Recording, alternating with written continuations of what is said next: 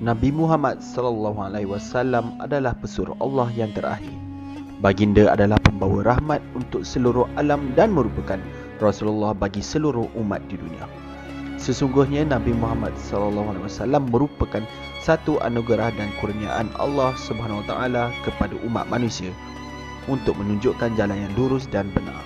Baginda bukan sahaja diangkat sebagai seorang Rasul, tetapi juga sebagai khalifah yang mengetuai angkatan tentera Islam, membawa perubahan kepada umat manusia, mengajarkan tentang erti persaudaraan, akhlak dan erti kehidupan yang segala-galanya hanya kerana Allah SWT.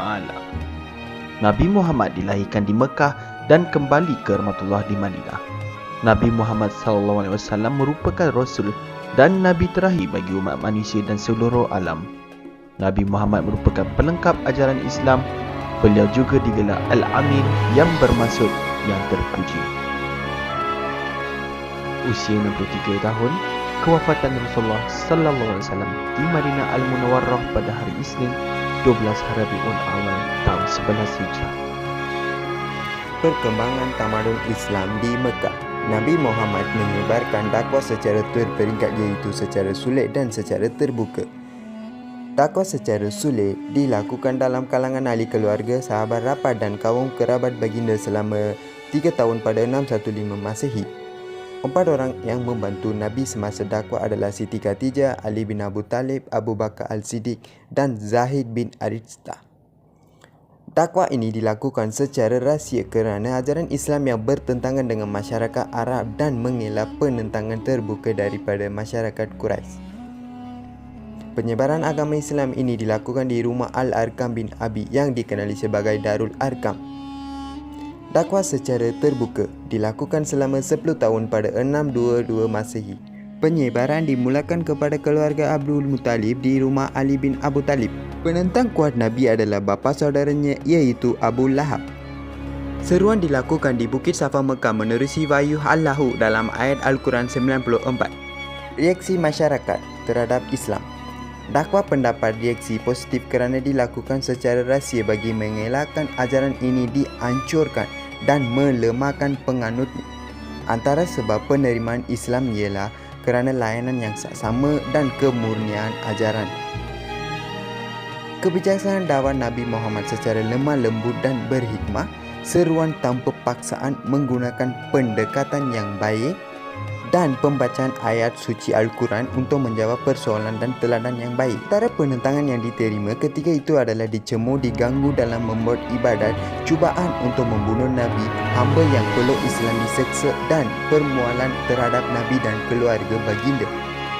Masyarakat Arab merasa Islam menggugat pengaruh politik kabilah dan menjejaskan perusahaan ukir patung berhala. Hijrah bermaksud perpindahan, iaitu perpindahan orang Islam dari Mekah ke Madinah, berlaku pada 1 Rabiul Awal bersamaan 622 Masehi. Seterusnya, hijrah berlaku secara senyap dan berperingkat kerana sebelum mengalami masa sulit, ia mendapat tentangan dari orang kafir Quraisy. Berikutnya merupakan satu strategi dan bagi memperkukuhkan kedudukan Islam pada ketika itu. Oleh itu, ayo kita lihat dengan lebih mendalam. Pada 622 Masehi, Rasulullah tiba di Yathrib yang bermaksud mencaci. Kemudian Rasulullah mengubahnya menjadi Madinah Al-Munawwarah, iaitu pusat peradaban yang dipenuhi cahaya, atau Madinah Nabi, iaitu kota Nabi. Usaha pertama Nabi Muhammad SAW di Madinah ialah membangunkan masjid. Masjid An-Nabawi atau Masjid Nabi ialah masjid yang kedua paling suci bagi umat Islam. Masjid ini asalnya dibina oleh Rasulullah sendiri bersama para sahabat, bersebelahan dengan rumah yang baginda diami di atas tanah milik kedua anak yatim, iaitu Suhail Nafi bin Umar bin Salabas An-Najari, diasuh oleh As-Sa'ad bin Zirah. Tanah ini ingin diberikan secara percuma, namun Rasulullah tidak menerima tawaran tersebut dan membelinya dengan 10 dinar emas. Fungsinya ialah tempat penghimpunan umat Islam untuk perbincangan, pusat pengajian, pusat ibadat, pusat pentadbiran dan berurus niaga. Piagam Madinah merupakan perlembagaan bertulis pertama di dunia yang dirangka oleh Rasulullah SAW pada tahun 622 Masihi, berpandukan wahyu dari Allah SWT. Ia mengandungi 47 fasal, 23 fasal membincangkan tentang hubungan orang Islam dan tanggungjawab mereka, manakala 24 fasal mengenai tanggungjawab orang bukan Islam terhadap Madinah. Piagam ini bertujuan menjadikan kerajaan Madinah sebagai modal kepada negara Islam yang lain, menjadi bukti unsur Islam boleh dibina oleh negara belah bangsa dan agama kerana ia merangkumi aspek duniawi dan ukhrawi. Selepas pembentukan Piagam Madinah, telah wujud satunya sistem yang dapat menyatukan seluruh penduduk Madinah. Masyarakat Islam dari zaman Nabi Muhammad SAW sehingga sekarang telah berjaya menunjukkan contoh tauladan yang baik dalam bidang perundangan dan sistem kehakiman.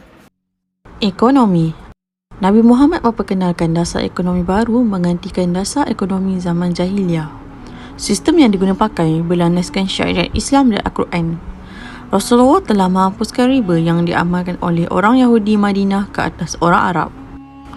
Antara institusi yang terlibat ialah zakat, baitul mal dan kharaj. Zakat membersihkan harta dan membersihkan diri orang kaya daripada bersifat kedekut dan bakhil, menghapuskan sifat dengki dan dendam terhadap orang kaya di kalangan orang yang berkurang bernasib baik. Baitul Mal berfungsi untuk menyelenggarakan segala harta umum atau tempat penyimpanan barang-barang berharga yang dikenali sebagai pusat peleburan harta umat Islam. Kharaj pula merupakan cukai hasil tanah yang dikenakan ke atas orang bukan Islam, iaitu cukai tanah pertanian. Kegiatan ekonomi masyarakat Madinah ialah pertanian dan perdagangan. Dalam sektor pertanian, Rasulullah memperkenalkan muzaqah, mukhabarah dan muzara'ah. Manakala dalam sektor perdagangan, Rasulullah mendirikan pusat perdagangan baru yang khusus untuk dijadikan platform para usahawan Muslim. Sosial. Rasulullah berjaya menyatukan semula masyarakat Madinah yang berbilang agama dan keturunan.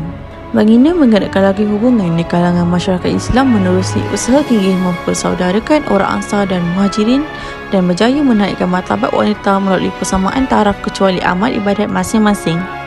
Perjanjian Hudaybiyah. Pada tahun 628 Masihi, Perjanjian Hudaybiyah telah dipersetujui oleh kaum Quraisy di Hudaybiyah yang membawa kepada kejahatan senjata selama 10 tahun. Kabilah Arab bebas untuk memilih sama ada kepada orang Islam Madinah atau Arab Quraisy Mekah. Tetapi jika orang Islam Madinah yang memihak ke Mekah tanpa kebenaran penjaganya tidak dipulangkan. Manakala orang Quraisy Mekah yang memihak kepada Madinah tanpa kebenaran penjaganya perlu dipulangkan. Orang Islam dibenarkan ke Mekah pada tahun berikutnya 7 Hijrah. Perjanjian ini terjadi kerana umat Islam disekat oleh kaum Quraisy untuk beribadat dan mengerjakan umrah di Mekah. Perjanjian ini membolehkan umat Islam menunaikan haji pada tahun 629 Masihi. Tempoh pendamaian membolehkan Nabi merangka program dakwah. Suku Arab yang boleh menganut sebarang agama tanpa halangan menjadikan Islam tersebar secara aman dan berkembang. Perjanjian menjadi pengiktirafan terhadap kerajaan Islam Madinah. Kota Mekah berjaya dikuasai pada tahun 630 Masihi setelah Nabi menghantar 4 pasukan sebanyak 10,000 orang di Mekah kerana melanggar perjanjian Hudaybiyah. Bermula penyebaran Islam secara menyeluruh ke tanah Arab tanpa paksaan. Peristiwa ini menunjukkan kekuatan kerajaan Islam Madinah dan sifat pemaaf Nabi dan merupakan titik akhir perjuangan baginda setelah wafat. Seterusnya, saya ingin mengupas sedikit refleksi daripada kami semua iaitu kita hendaklah mengkaji tentang sumbangan Rasulullah dalam pembinaan tamadun Islam di Mekah dan Madinah kerana terdapat banyak nilai murni yang boleh diperolehi dan mampu membakar semangat seseorang dalam melakukan sesuatu dengan berusaha dan menggunakan akal fikiran yang sihat bagi menyelesaikan masalah. Contohnya, kisah Nabi menyelesaikan masalah perpindahan batu Hajar Al-Aswad ke tempat asal. Daripada situ, kumpulan kami mengambil iktiraf bagi menjayakan aktiviti penghasilan diri ini tanpa ada sebarang masalah. Akhir sekali, pengajaran yang kami dapat ialah kita perlu berusaha melakukan sesuatu pekerjaan demi mendapatkan pencapaian yang cemerlang dan mempunyai teknik yang kreatif seperti berfikir di luar kotak. Oleh itu dapat dijadikan tauladan untuk membangunkan ekonomi, politik dan sosial sesebuah negara. Di samping itu dijadikan tauladan untuk diri kita sendiri juga kerana banyak sifat-sifat mulia Nabi yang patut dicontohi oleh kita. Lancang kuning, lancang pusaka, nampak dari kota Tampin. Perjanjian Hudaybiyah banyak hikmahnya. kisah tercipta kerjasama terjalin. Sekian daripada saya. Assalamualaikum warahmatullahi wabarakatuh.